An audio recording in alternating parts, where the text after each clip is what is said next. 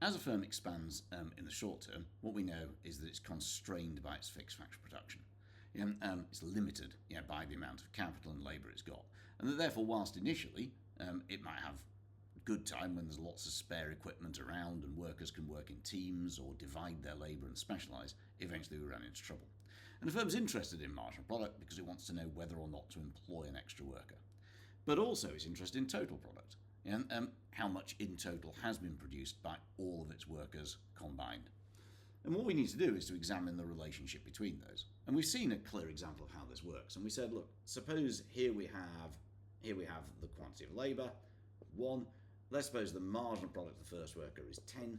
Then what we know is that the total product is going to be 10, because 0 plus 10 is 10. Suppose the second one adds an extra 15, then total output's going to be 25, because 10 plus 15 is 25. The third one adds an extra 20, then we know that total output's now going to be 45. 25 plus 20 is 45. If the fourth one adds an extra 10, then it's going to be 55. 10 plus 15 plus 20 plus 10, that's 55. If the fifth one adds an extra 2, then that's going to be 57, because that's how they're all added together. And if the sixth one actually reduces output by 5, then you're going to end up with only 52. And what that tells us is that if we take the marginal product of the first plus the marginal product of the second worker plus the marginal product of the third and so on, then that equals our total product. So we can say that total product is the sum of marginal product. And all that means is that total product is all the marginal products added up together, like we've just seen. So what we need to then say is, well, how do we represent that? How can we represent that graphically?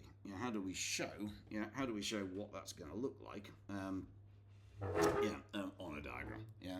Because we want a clear visual of this. Marginal product then, there's our quantity of labour, number of workers. Here's stuff or output.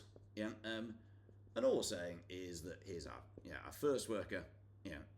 We've seen this before, and what we know is that marginal product looks like that. That's our marginal product of labour. And we said up to there we have increasing returns to the variable factor. There we have diminishing returns to the variable factor. And after that point, after Q2, we have negative returns to the variable factor. So how does that link with what we just said? What does total product look like? So that's marginal product. So that's that was plus 10, plus 15, plus 20, and so on. So what does our total output look like? This is again quantity of labour. This is going to be stuff. Here it was extra stuff. Now it's going to be total stuff, total output. But it's still the same. It's still the same concept.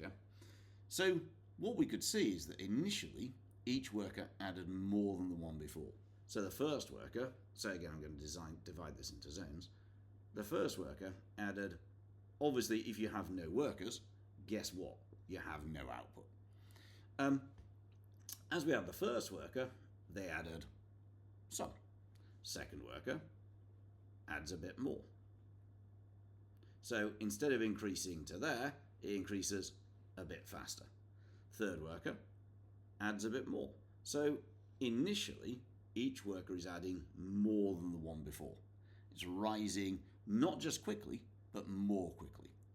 A thing that people like to do here is they like to do this. They like to say, initially it's rising quickly, then it's rising slowly, then it's falling. This is not right. It's not rising quickly. It's not rising quickly, rising slowly, and then falling. It's rising increasingly quickly. What's happening is it's going up. It's going up a bit more, a bit more, a bit more. It's going up faster and faster each time. So eventually we have diminishing returns. Our total now, it continues to rise. This is the key point. But it rises more slowly. All the way up until there. All of these workers up until Q2, they're all adding something. Some of them are adding more, some of them are adding less, but they're all adding. Until we reach Q2, and what we then know is that the last worker or the next worker actually reduces total output. So what starts to happen, marginal product is negative, total product starts to fall. So initially, output rises more quickly in total, TP, total product. Then it rises more slowly, and finally it falls. Yeah, and that's the relationship between marginal and total product, which we saw numerically, and now we've seen graphically.